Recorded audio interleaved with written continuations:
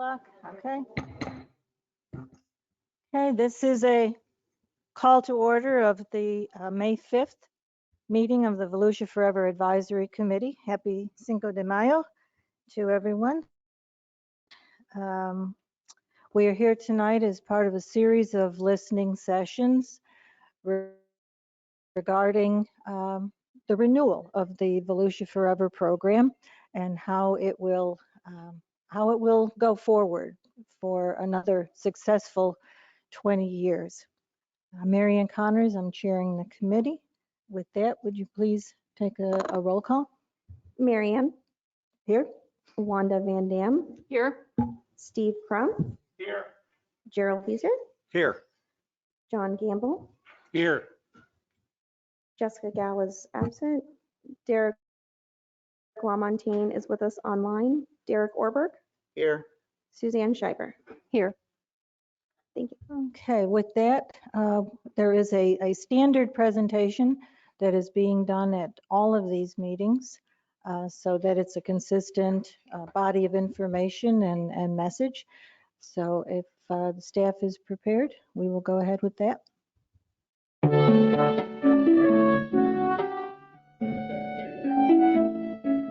Good evening and welcome to our Volusia Forever program. My name is Ginger Adair and I am the Environmental Management Director for Volusia County. And I will be taking us through a series of slides about the existing Volusia Forever program to help us understand how we should move forward with the new program. We're going to talk mostly this evening about the existing Forever program, but I want to take 1 minute to talk about the 2020 referendum. Voters were asked in November of 2020 to approve a program that included an ad valorem tax of 1/5 of a mil for 20 years.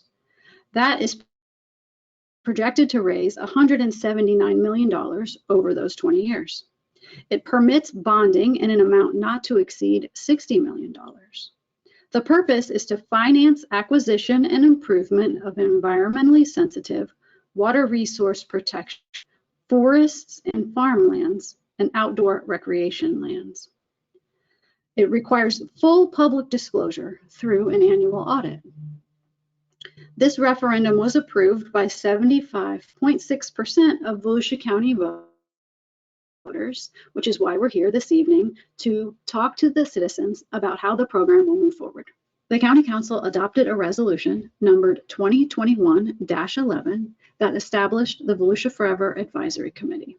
The purpose of that committee is to oversee the review of proposed acquisitions and make recommendations to the County Council, to review applications to ensure that requests meet the objectives, the criteria, the procedures, and the guidelines of the program, to periodically review program procedures, guidelines, and criteria for acquiring property, to oversee the review of those proposed acquisitions and improvements for consistency with the intent and the goals of the program, assess the program priorities and recommend a ranking of properties, make recommendations regarding participation in federal, state, and district grant programs, review and or assess the land acquisition, water resource protection, forests and farmlands, and outdoor recreation needs of the county, and make recommendations on how Volusia Forever can address them, and to recommend further evaluation of properties through resource assessments. Resolution 2021-11 establishes membership of the Forever Advisory Committee. Members serve 2 terms that expire on March 31st of odd-numbered years. If any member fails to attend 2 meetings during any calendar year, the seat is deemed vacant. The committee shall conduct an annual goal-setting workshop to outline its work program for the year, and will make an annual report to the County Council on accomplishments and review the annual program audit reports.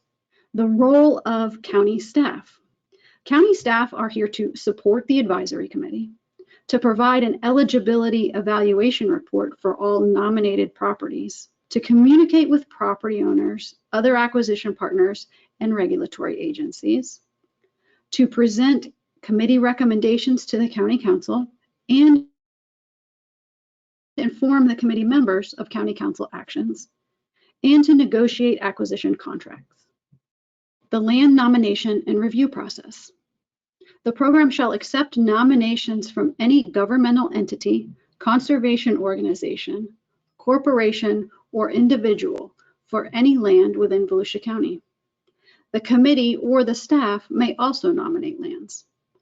Lands shall be evaluated on a first-come, first-served basis. Staff may establish a nomination cycle and deadlines. Nominations shall be submitted on an application form not to exceed 10 pages. Staff will perform an initial review based on the established criteria, including a site visit. And staff will prepare a draft property evaluation report and provide it to the property owner or representative for review, and then to the committee for evaluation.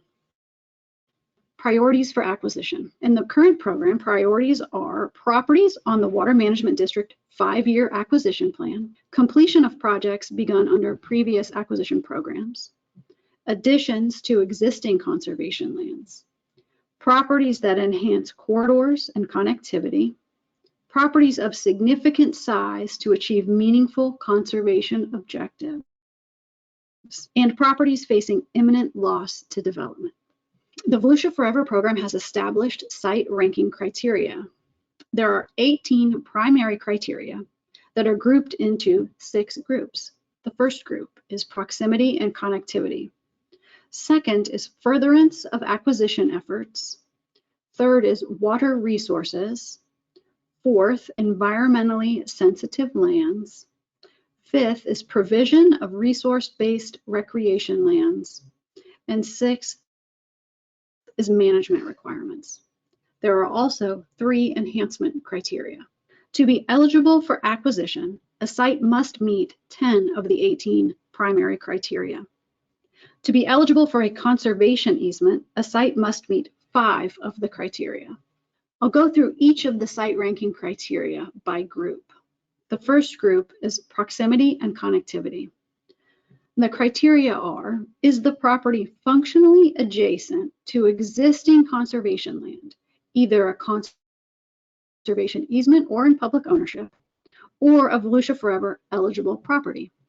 Will the acquisition maintain the ecological link or habitat corridor between 2 or more otherwise unconnected existing conservation lands, either conservation easements or public ownership? The second group is furtherance of acquisition efforts. Those criteria are, will the acquisition further a project begun under previous or existing governmental land acquisition programs? And based upon a preliminary assessment, for example, partnership experience, property size, location, and features, is there a reasonable expectation of matching funds from other sources to assist in the acquisition? Water resources.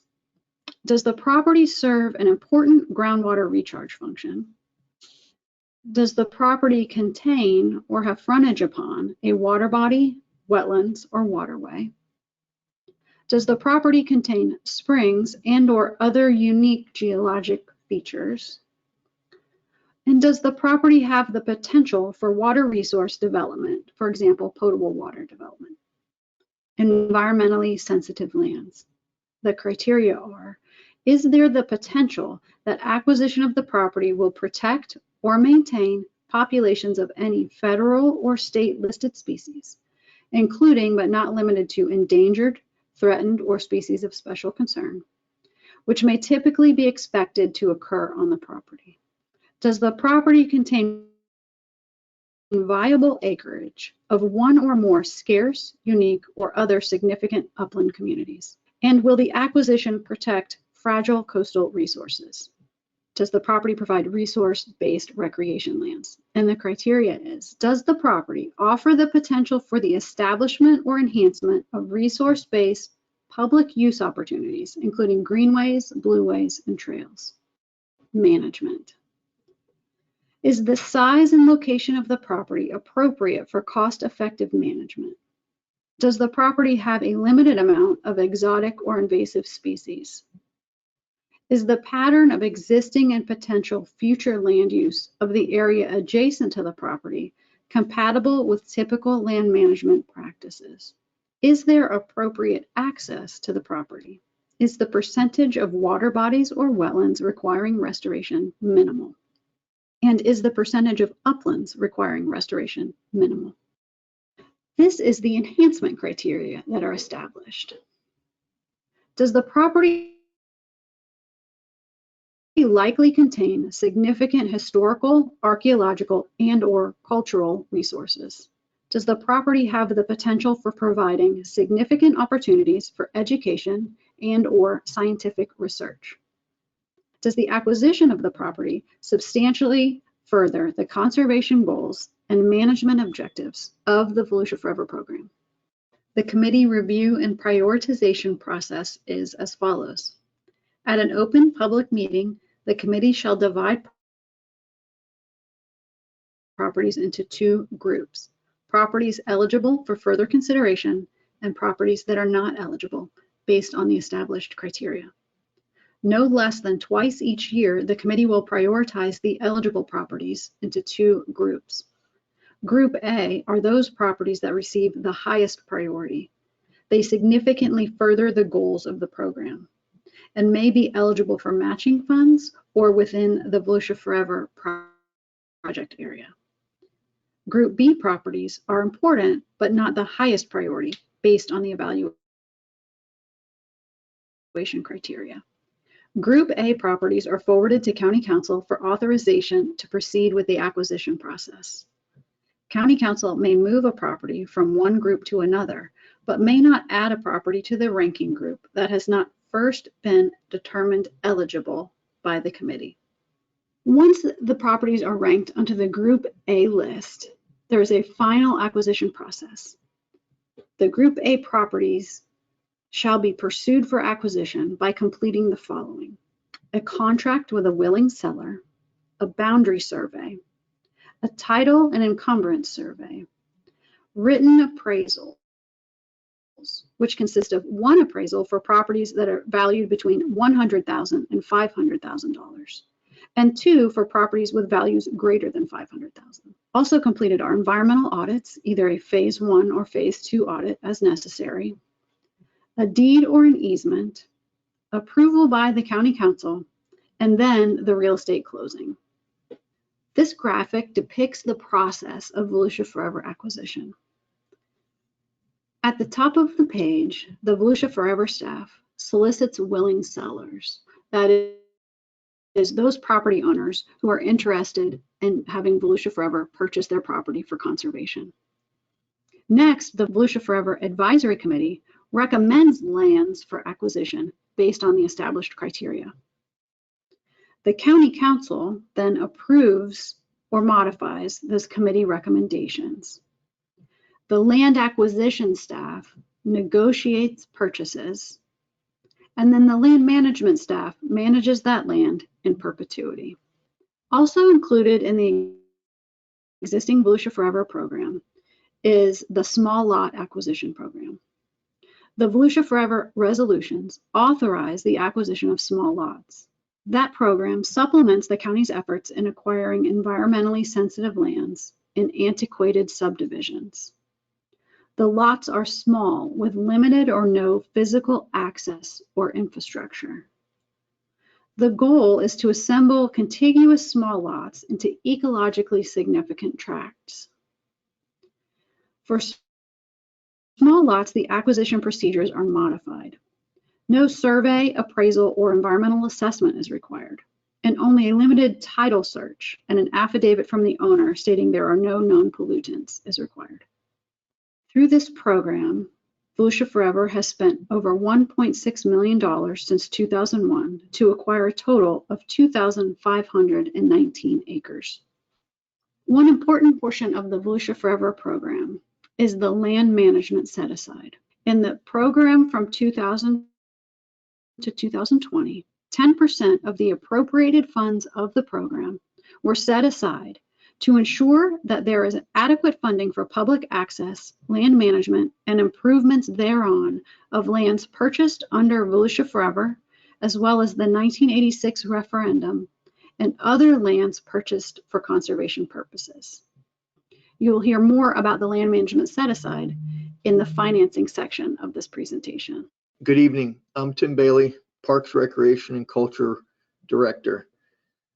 I'm responsible for the land management on the conservation lands. Responsible for management, enhancement, and restoration of approximately 41,000 acres.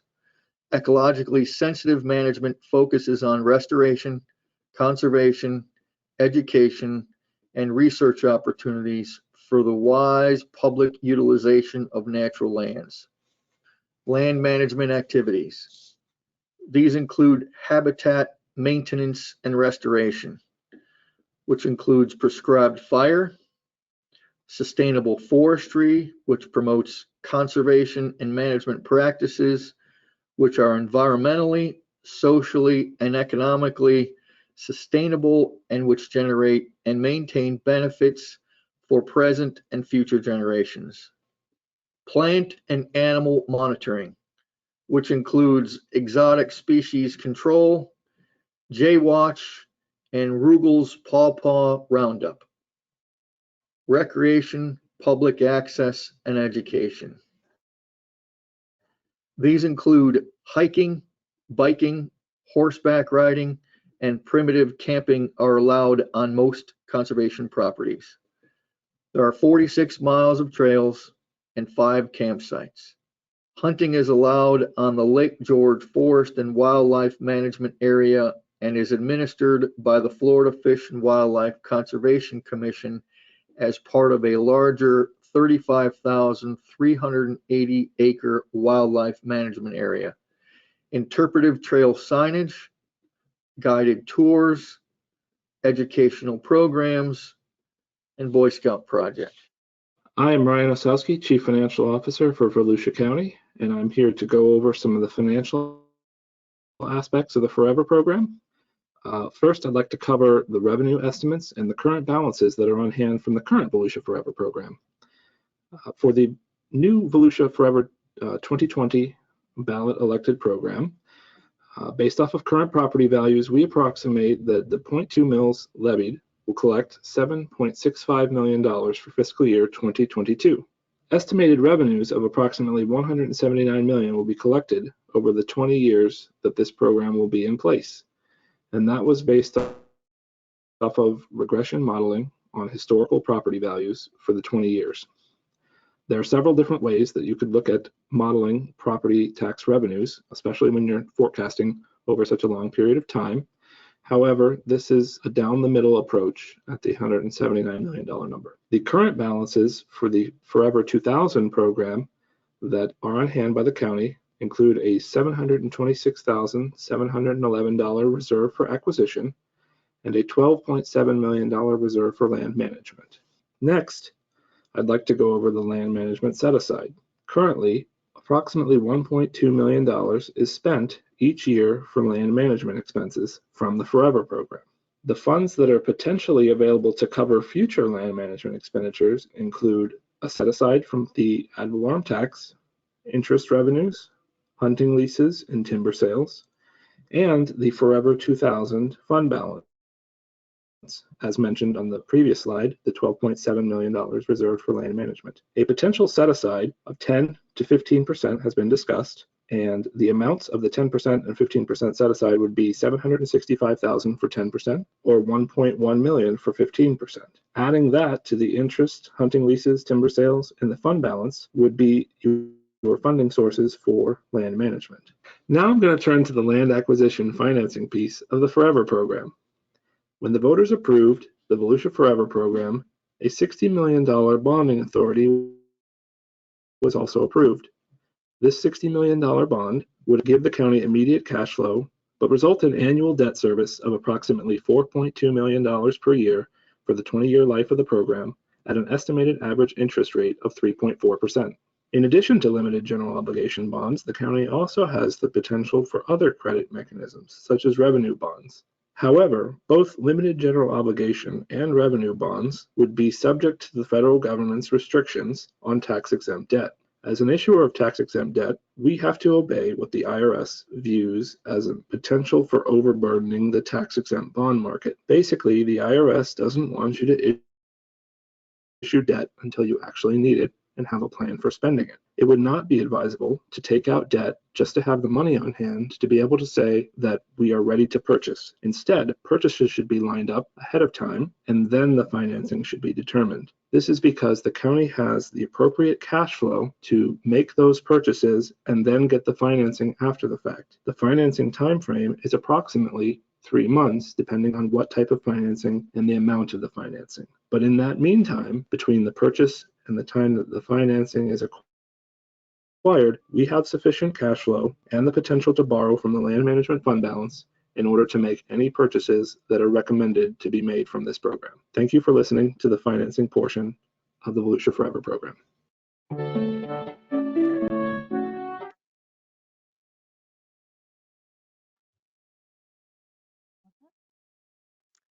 Okay, thank you. With that, we'll have public input. We are here to listen. If anyone is listening on the internet, there will be an opportunity for you to speak also. If you do wish to comment, please give um, our support a slip to tell us who you are so we have a record of public commentary.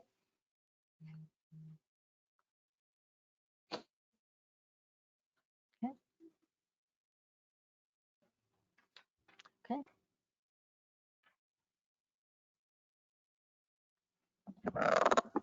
Okay. Kelly McGee.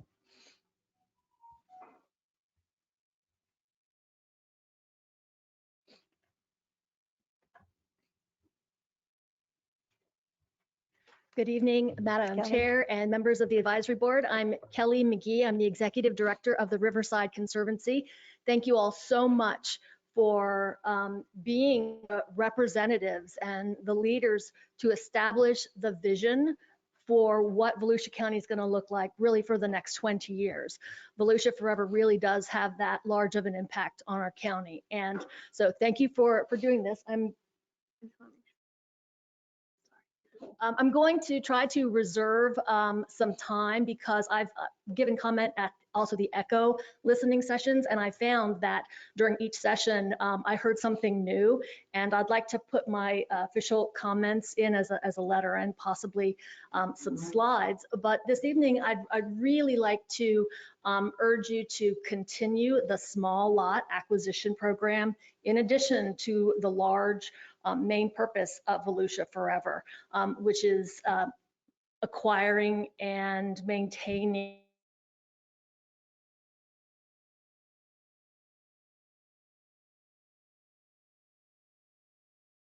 loss of connectivity of our natural places and our farmlands, and I urge you to continue the small lot program and expand it to promote clean water. There are many mechanisms, there are many funding partners that can be utilized to leverage those dollars. The small lot acquisition program, as you know, is meant to really boost the program for those parcels that might have smaller acreage than a traditional large scale Volusia Forever purchase. And just like to remind you all too that there are lots of funding sources and programs like the Stan Mayfield Working Waterfronts program that can be used to leverage these dollars. And I have a lot more comments, but I am available if there are questions, and just thank you for your service. And there may be synergies between Volusia Forever and the ECHO program. And so as part of my comments to the ECHO board, you know, there may be synergies that you'd like to explore, and we'd be certainly happy to provide comments for those as well. Thank you. Kelly, I have a question. You've been doing a lot of work along waterfronts. What do you see in terms of priorities in terms of waterfront areas? That's a great question. And it differs, priorities and the types of conservation and acquisition, sorry, I think I'm too close to this microphone, differs depending on where you are in the county. So for example, in southeast Volusia County, in the Mosquito Lagoon, there's really a multifaceted approach. Stormwater improvement is, you know, stormwater is the #1 polluter of our waterways. Non-point source pollution has been for decades. And we're working with universities to maybe design some new technologies that can give us a boost for our shoreline restoration. So priorities would be, of course, public properties.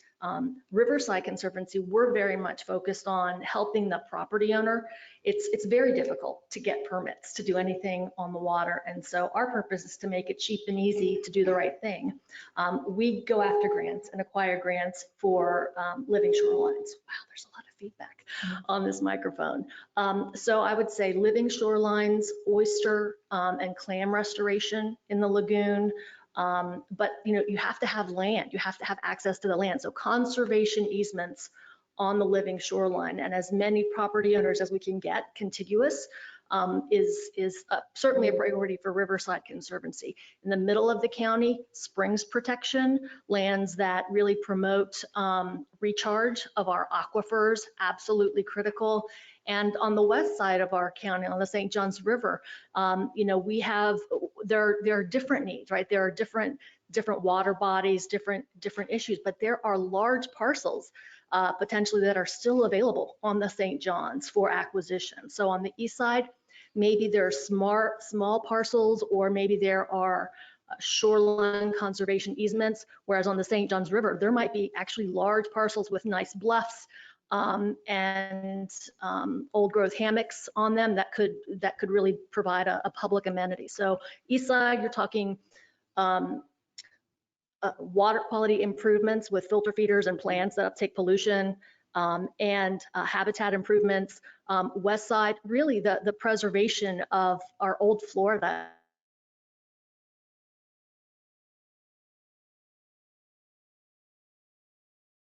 of the county. Okay, thank you. Thank you. David Hartgrove.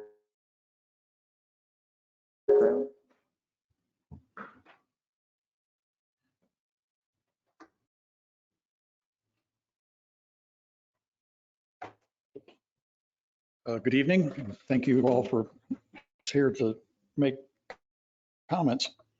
My name is David Hartgrove. I've been the conservation chair for Halifax River Audubon since 1987. Halifax River Audubon will celebrate its 100th anniversary in 2 years, and the man who held the post of conservation chair before me was Dr. Walter Boardman, for whom Boardman Lane in the Loop is named.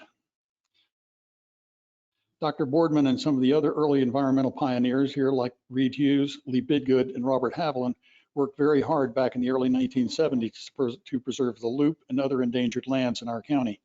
They did not have a program like Volusia Forever on which to draw in order to save the lands they worked to preserve.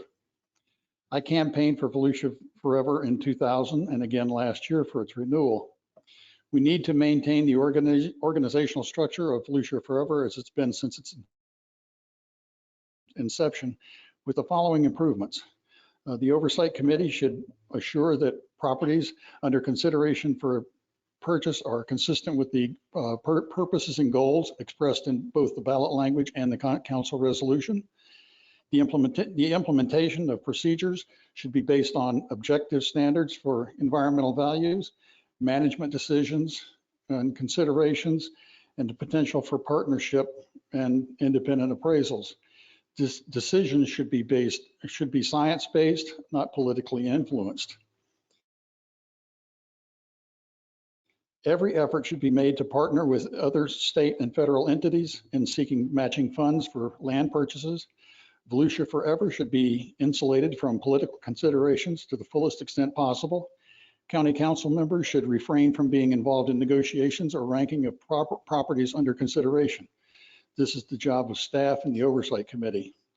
Obviously, any county council member having a financial interest in a property under review by the Oversight Committee should recuse themselves from any and all discussions involving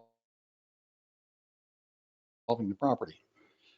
Now, the state legislature adjourned last Friday, and for the first time since the ratification of Amendment 1, there are significant funds available for land conservation. For instance, there's $100 million for Florida Forever, $75 million for springs, including land acquisition around those springs. 50 million for conservation easements within wildlife corridors, 43 million for state park improvements, and 300 million from federal COVID relief funds that have been made available for fee simple or conservation easements for wildlife corridors and linkages. The availability of this funding offers a unique opportunity for Volusia County to complete its Volusia Conservation Corridor. We can do this by seeking partnerships with those state and federal partners that have matching funds available. It's imperative that bonding by Volusia Forever be implemented as soon as possible to begin taking advantages of these funding partnerships. Thank you. Thank you, sir.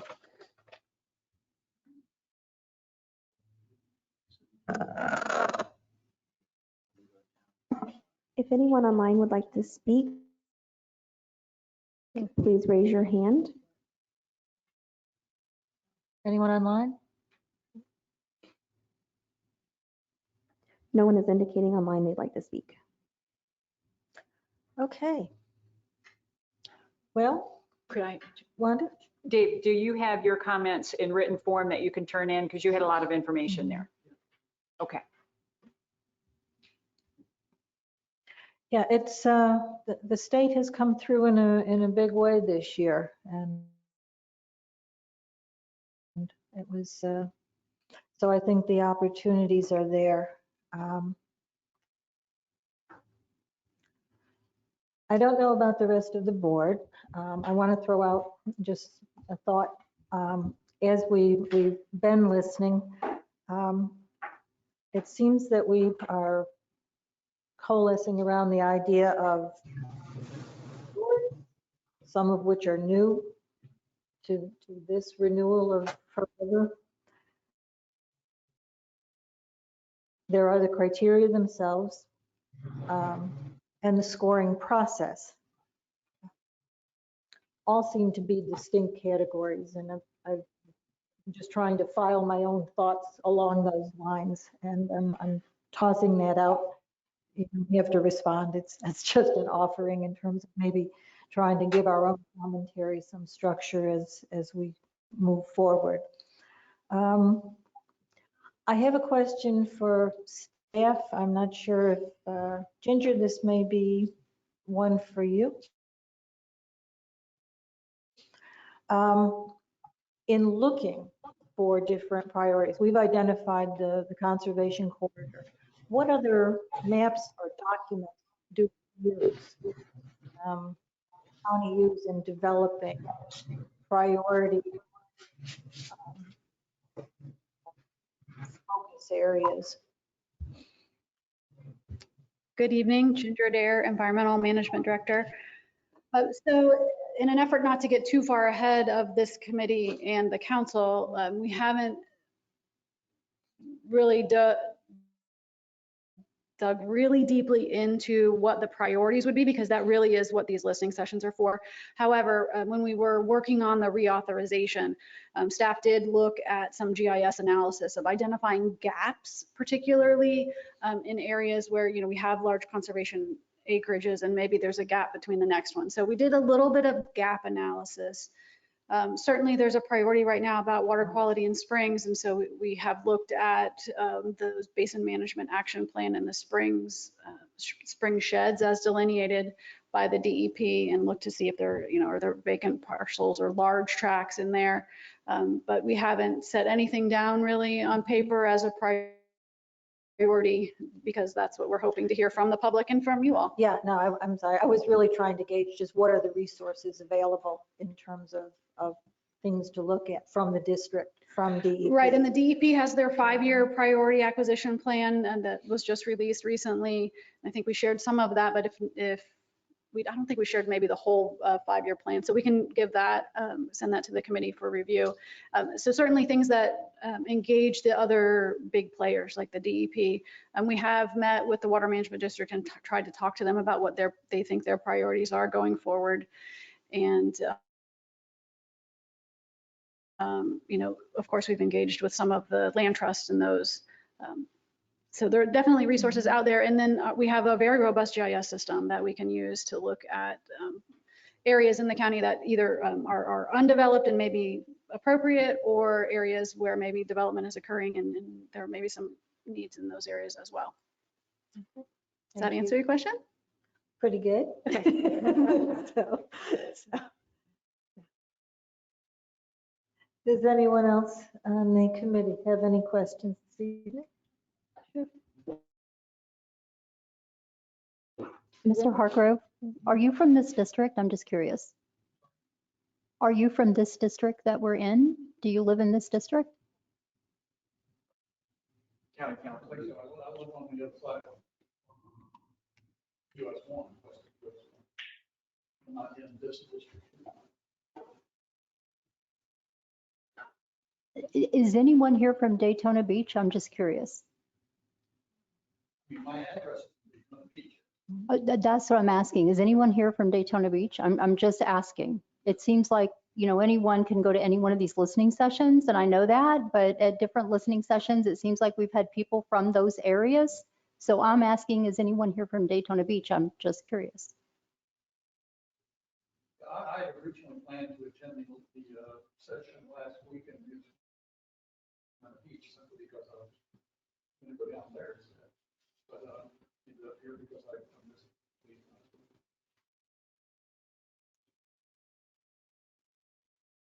Any other questions?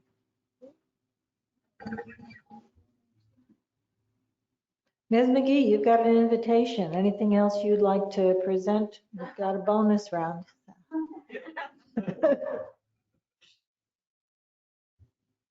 Yes, thank you. Of course, as soon as I sat down, I thought of all of these things that I should have said. So in terms of resources, there are so many resources. In fact, the League of Women Voters had some webinars that actually listed a lot of the maps. FNA, the Florida Natural Areas Inventory, you've got the wildlife corridors, you've got the environmental core overlay, you've got all the blue way, the paddle trails, and so there are so many different map layers that you can look at for targets. You know, of course, you've got the conservation corridor, and the more that you can work with your other funding partners to sort of match up your cycle of approvals and recommendations with their cycle, potentially the smoother the process will be. Certainly knowing what their priorities are. Like this Dan Mayfield Working Waterfronts grant is specifically targeting waterfronts that were maybe historic fish camps or boat works, those areas to keep businesses going on the water, and so that can be used with other funding sources. So I was going to just mention those maps. There are many lists, and I will include in my letter a lot of the maps and resources that you guys can take, because that's a really good way of proceeding. Is, you know, you have to, it's form and function. The form of what your criteria is, your selection process will dictate the outcome, will dictate the product that we see in 20 years. And so I'll try to put as many of those resources in as I can. Of course, the focus areas for the springs is really important, and the Mosquito Lagoon Reasonable Assurance Plan that has a lot of projects, right? So this is not so much the projects, but there is a role for land acquisition to help improve water quality.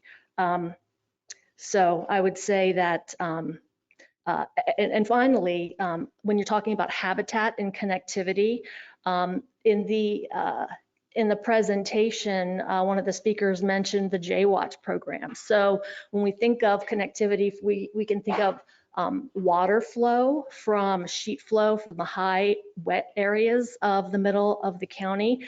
And we can also think of habitat for other species that may not be on land, right? Maybe the birds, the scrub jays, they actually need high and dry areas, patches of land that they can maneuver from. And so, and they're coastal as well as inland scrub. So I'll try to put as many of those resources together as I can for Yeah, you. Kelly, what I was thinking, actually had two contexts. One was, what kind of guides us in terms of overlapping goals and purposes, so that we're seeing where there are partners and where there are common benefits. But the other thing was that when we're talking about a ranking process and a scoring, what are the source documents to say this is good for recharge, this is good for retention, this is, this is good for treatment? What are there documents that say, yes, because of these soils, because of this presence of vegetation, I mean,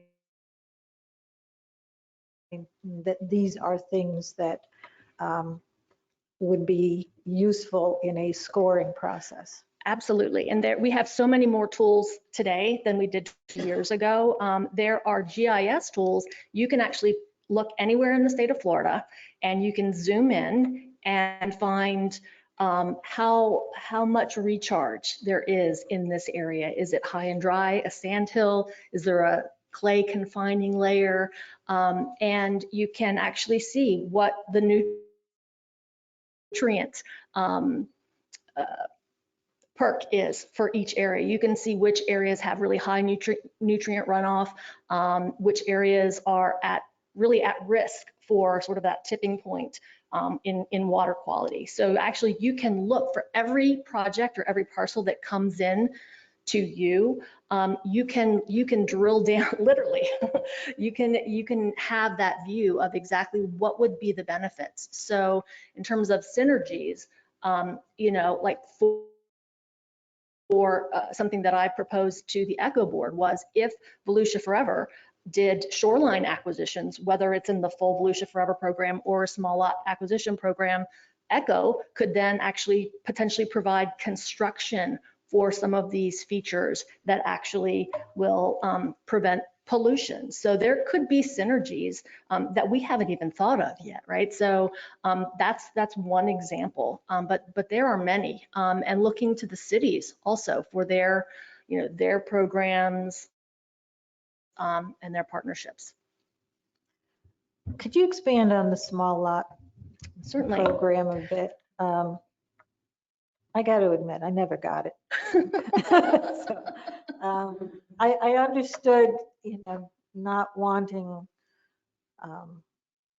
a lot of small parcels to be, brought together and developments to occur in these just remote areas because of some ancient flats and things like that. But when you were talking earlier about some real benefits that come out of these lots, and I would like you to expand on Certainly. that. So, and I think Doug Weaver and Dave Griffiths pointed them out at the very first listening session that you did. I watched that one online. And if you look at the mapped areas, and so looking at these areas is really important, and getting as much, boots on the ground time is important. Many of those properties that were initially required had no access whatsoever. So some of these properties were sold on eBay, right? People thought, oh, my dream home, Florida retirement property, and the reality was there's no access to those parcels. The only way those would be developable is if an entity came in and acquired all of those rights and then could do, sort of long range planning.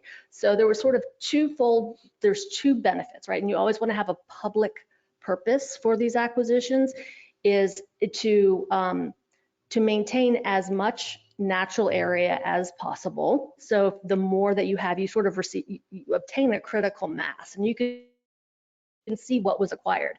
There are Volusia Forever maps that you'll just sort of see these little dots. That's the small lot acquisition program. So you're sort of maintaining a buffer, but it's not a solid buffer, right? It's just sort of a mosaic buffer in some of these remote areas.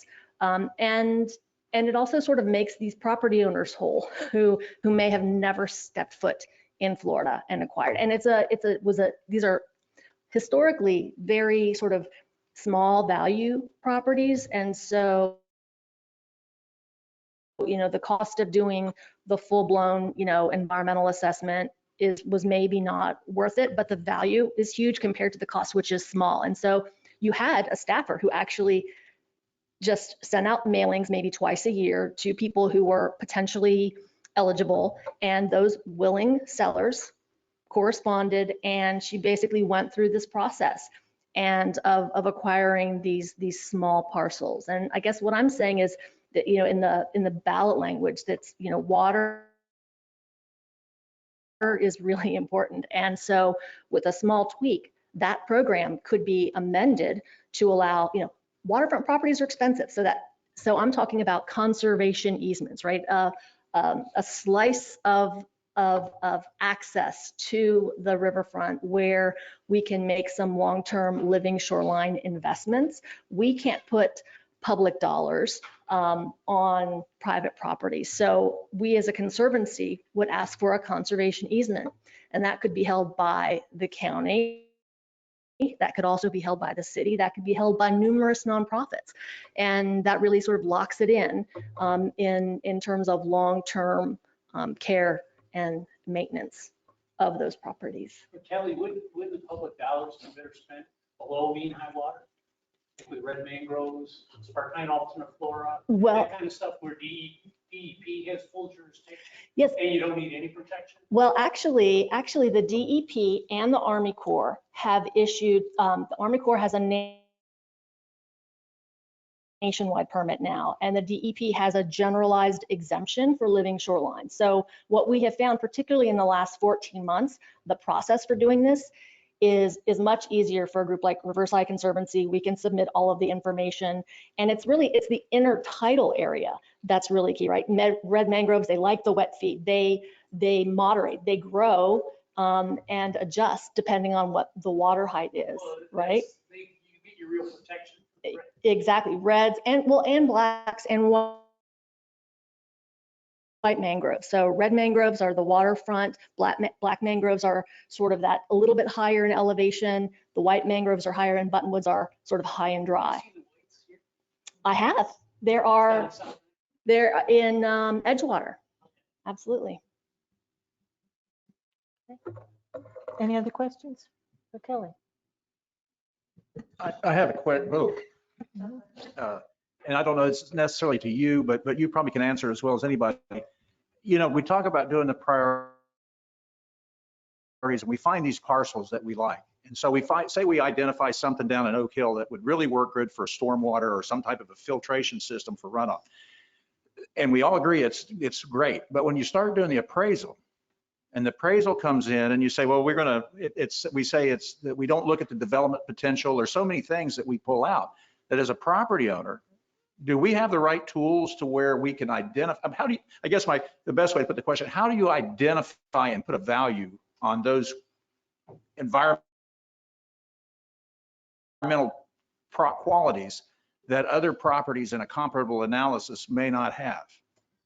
That's a really complex question. I think the best way I can answer that is by looking to what has been done historically. For example, the Gabordi Canal in New Smyrna Beach. For years, there's been a massive sort of stormwater project where properties were acquired where available. And I don't have the knowledge about what the appraisal process was for those, but I understand that actually more recently, there was a swap of properties because properties closer to that mouth of the canal became available. And so I would say, that's going to be really up to your all's recommendation on what are those standards for those appraisals. Are you going to look at what maybe the development potential is for that property when you acquire it versus what the appraised value is once it's restored, right? So areas for parks, once it has a park designation, will have a very different appraisal maybe than something that has, a condominium potentially designed for it. So that's a really tough question, and there's so many factors. It's almost location specific. You have to drill down and then see what's the best value. For the tax dollars, what is that? And if you have a lot of other partners that can make that property owner whole. The Stan Mayfield Waterfront Grant is a great example. They will only pay what the appraised value is. And there's a state list of appraisers. You have to get a state certified appraiser to submit that document that goes through a whole team of reviewers up in Tallahassee to make sure that they feel that it's all of the assumptions were created properly in that assessment, in that appraisal, and they will not pay higher. Now, if you have, let's say, a waterfront property that is up for sale for $700,000 and the appraisal comes in at $600,000, you may be willing to put in $100,000 towards a $600,000. It's Florida Forever. Stan Mayfield Working Waterfronts Grant is a subset of Florida Forever. So they may come in and put in 500. You may want to put in 100,000. That comes in well below the appraised value for the Volusia Forever standards. And really, you're getting a 5-to-1 return on investment for that. So I think that, what is worth it in terms of your priorities is going to have to be putting into context, okay, well, how many homes are they going to be providing stormwater treatment? We've got the 18th Street Canal in Edgewater that thousands of homes that were built in the Florida shores in the 50s, without modern day sort of drainage techniques. All of those canals feed in to the 18th Street Canal that feeds straight into the Mosquito Lagoon. And so, you're saying, so what is the value of the property that you might purchase for a stormwater pond there to treat all of that stormwater before it flows into the Mosquito Lagoon? But then what is the value of the clean water coming out of that stormwater pond, coming out of that?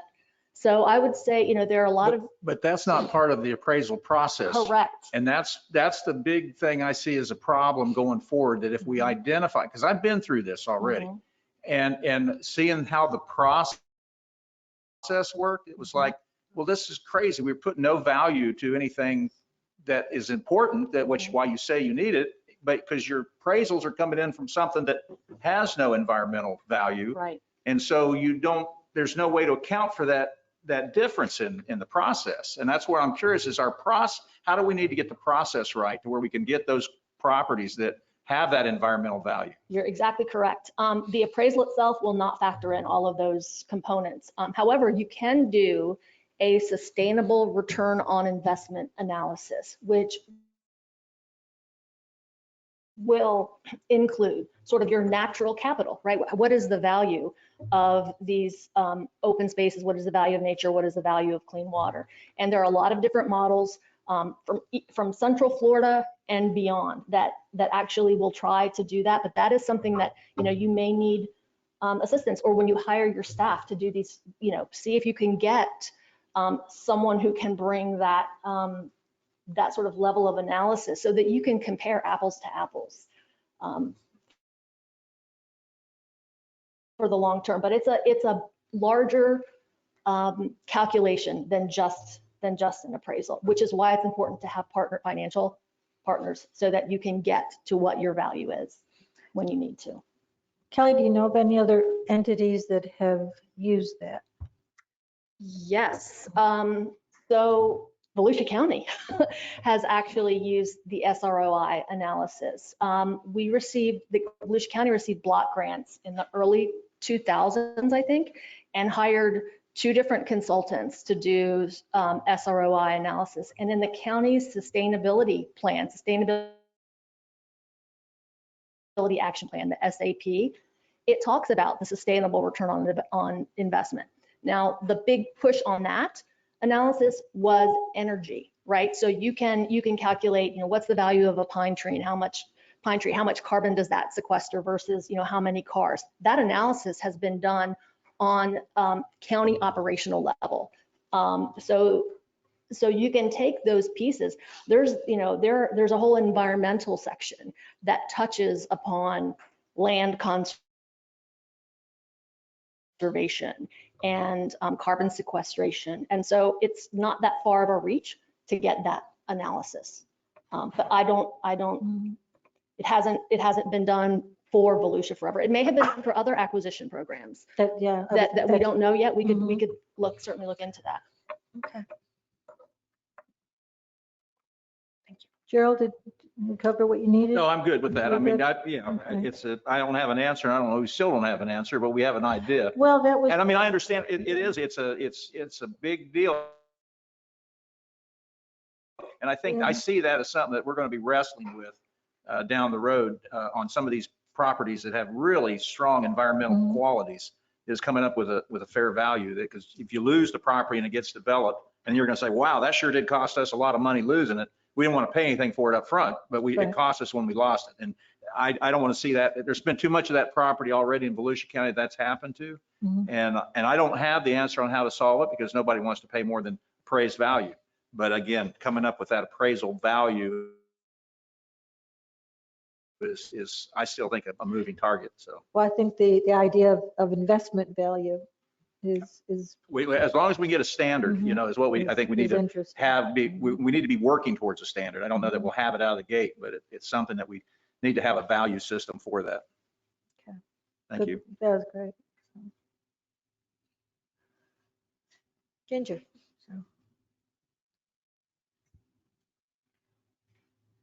I wanted to add one more thing to your original question about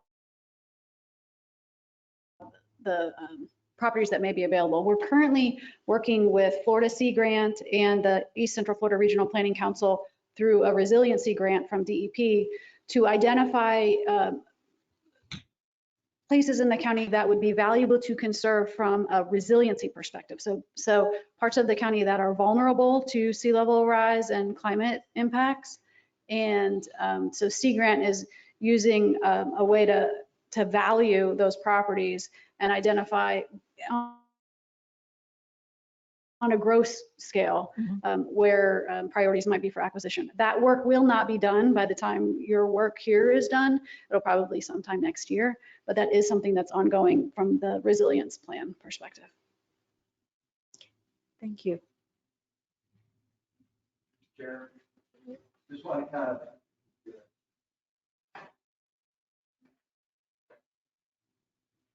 of elaborate on both the issues of the small lot acquisition and our GIS.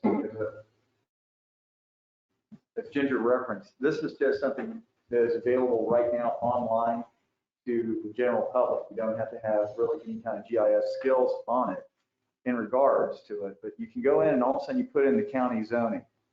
The area I have highlighted is Cape Atlantic Estates, which is basically around the Oak Hill Edgewater area. And those individual squares are what Kelly was referencing. This is what we call in planning terms an antiquated subdivision. That means it was platted before we had our countywide subdivision standards. These are parcelized, they've been sold, they may be individual owners out there. And as you can see, they've got a mosaic of zoning, and they also have a mosaic of the land use that's out there. And so what you're seeing, it's got agricultural resource, it's got environmental systems corridor as the land use, and A1 and conservation as the zoning over top of them. People could acquire 10 acres of the A1 property and use it. And we would not be able to stop them if they were able to gain access. So what we've been able to do through the small lot acquisition, let me scroll down here. You're referring to without rezoning?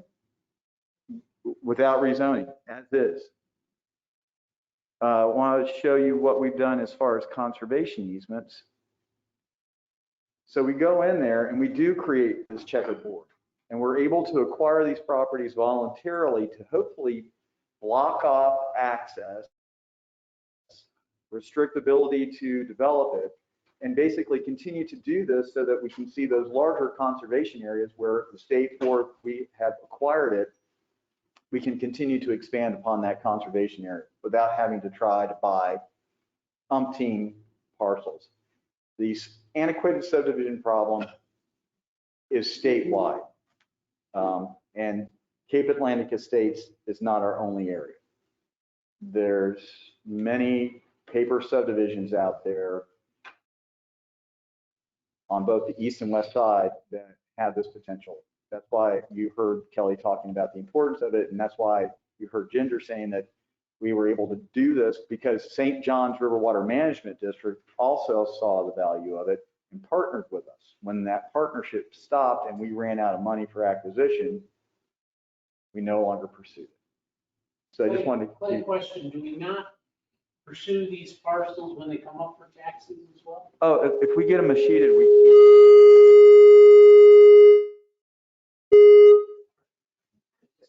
Man, am I at a Led Zeppelin concert or something? Sorry.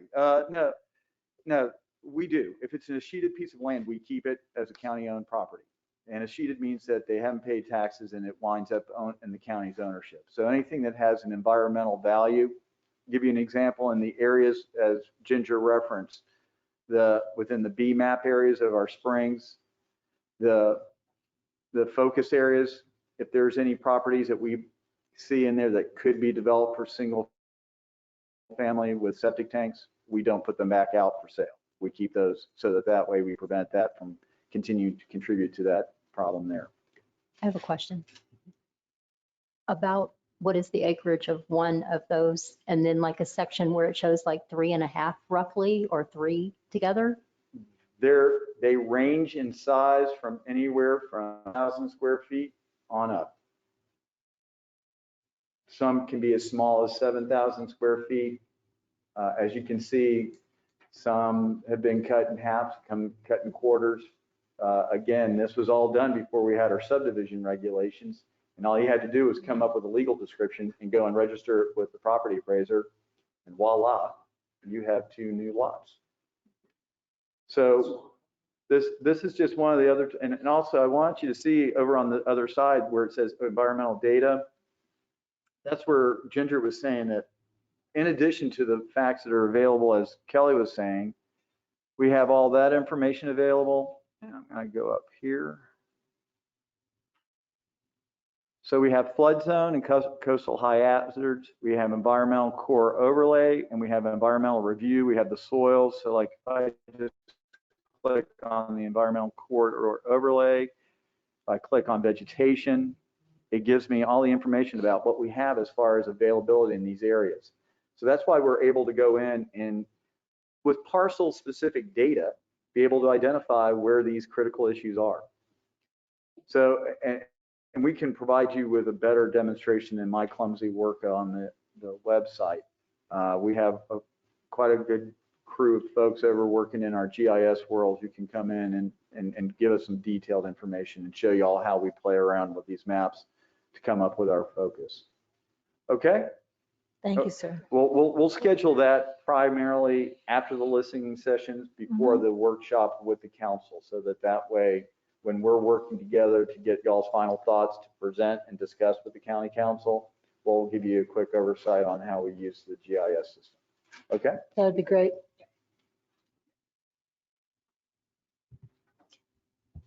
Do you have a little instructional website, something how to use that?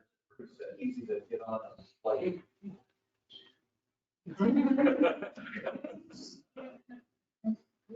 Why harass me? University. If you go to the Growth and Resource Management website and look for the interactive map, you'll be able to get on there, and it's really just clicking. Will you do that? I did my master's thesis on punch cards, okay? So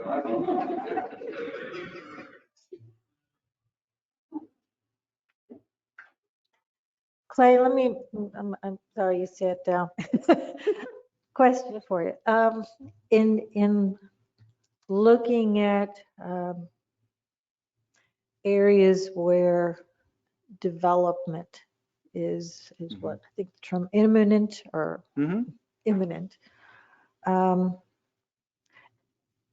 Seems like there's a lot of activity in the cities right now. Are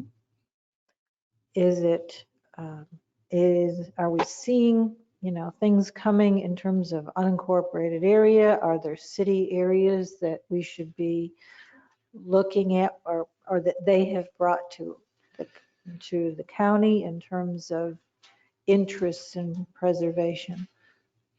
Well, you heard from the city of DeLand with our first, they Right. are interested. Mhm. I've not heard from any of the cities specifically, but I know that they're looking at what's going to be available both through Volusia Forever and Echo as what they can do in regards to their programming. In regards to what's on tap in regards to development, about a year and a half ago, 2 years ago, we started doing an analysis where we showed the water and sewer service areas. That's the important aspect with the municipalities. If their water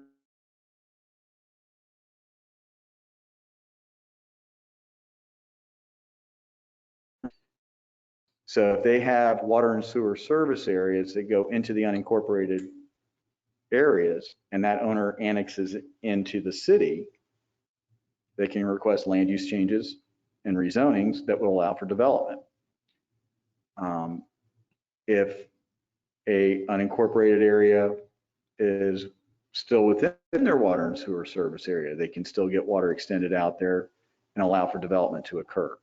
So that's going to be one of, when you're focusing on where are the next areas to be subject to development, we've got to look at the areas that are within water and sewer service areas that have land use that could allow for development. And right now, cities and counties, because of changes made by the growth management laws under the 2010 Community Planning Act, don't have a limit. We used to have to prove that we needed additional housing, or we had to prove that we needed additional commercial or industrial. That was changed. And now it's, we don't have the ceiling, we have the floor. And so therefore there's fewer and fewer checks and balances at the state level and at the regional level to handle that.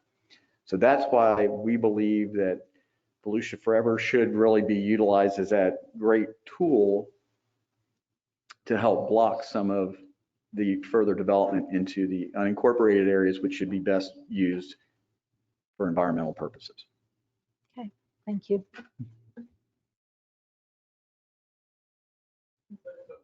Property owner want to do, why do we want to work with security growth and development? I've got water and sewer company, and you're going to say, I got woods that I would used to call flatwoods undevelopable, but man, they're certainly building as fast as they can build them. Why would anybody want to do that? Because we're going to use Kelly's method of assessing the value and Make them a lot of money. But you're going to pay them a lot of money. yes, I mean, and it may not be an effective tool. We just got to look. It's one of the things that we have to look at to see if it's an effect, if it's going to be able to be utilized, and if there's a way that we can have a willing seller. If we don't have a willing seller, all of this falls apart under the current situation. If y'all change that, it's a different animal, but under the current situations with a willing seller. Big difference between 50,000 an acre and 5,000. Yes, sir. But just to highlight the importance of what you said, southwest corner of the county, the municipality I'm closest to, they have a 114 square mile service area, but their incorporated portion is only 39 square miles. So that's an awful lot of land out there that their service area has access to, that right now is not within their corporate limits. Correct. So that's a very good point to be brought up. But that was also one of the issues we had several years ago, where it was the extension of the Port Orange lines, creating a loop, because it created a municipal service potential that. Well, that's why we came up with the Tomoka Farms Village local plan and prevented the extension of utilities out west of Tomoka Farms Road into the area around there, just by Taylor Road. Clay, were you skirting around the phrase eminent domain a second ago? No, sir. It's been pretty clear that eminent domain was not going to be the method that this program would be based on. I'm not gonna, it was plain and simple since the beginning that it is willing sellers. Trying to hear what Yep. you're trying to say. Yes, sir. But no, unless y'all make that recommendation and the council takes it up, I don't see that floated out there right now. All right. Okay. I have one Yes, sir. more question for the audience. Heard a lot of good stuff, but I was kind of surprised that we didn't hear anything from you guys on restoration of species we don't have. Woodpecker. I don't know if we got any Bachman sparrows, brown-headed nuthatch. We do have Bachman sparrow and brown-headed nuthatches, both actually in Iowa Bay State Forest, and in other areas that have the appropriate, basically the right time. Sir, could you speak into the microphone because we're not getting that recording. Thank you.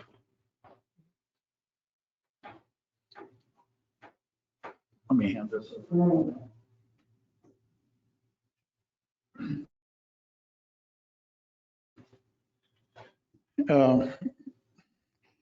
There's a possibility that we could, with a pilot program, try and reintroduce red cockaded woodpeckers into Volusia County. It would take utilizing nest boxes that are actually drilled. There's actually find a look. Okay, well, there's a possibility that we could do that way.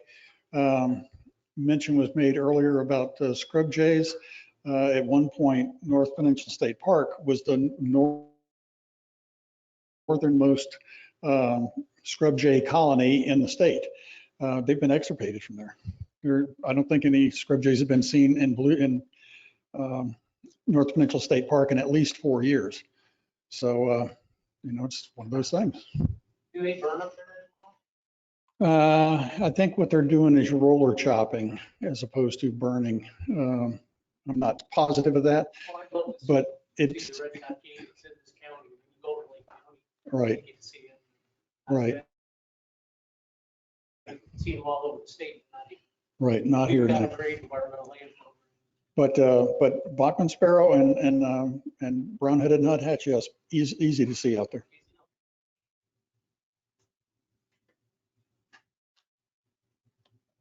Any other questions this evening? Mr. Crump? Quick clarification. We meet next Wednesday in Ormond Beach. We do? And then Thursday also at 1 p.m. in DeLand. Is that Correct. That's correct. Okay. So with that prompt, that is our next meeting will be next week at the Ormond City Commission Chambers at 6 p.m. And then the following day, we will be meeting as a group also with the ECHO Advisory Committee to discuss potential. That'll be at the county. Are we set up for training room? Yes, ma'am. Okay, county training room in DeLand? Training room DeLand, Mhm. May 13th. Next Thursday, May 13th, correct? Right, correct. No, we voted on it last week.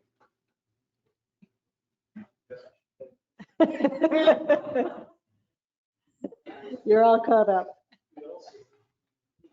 Okay, is there any further business? No, ma'am. Okay, if there's no further business, we are adjourned. Thank you.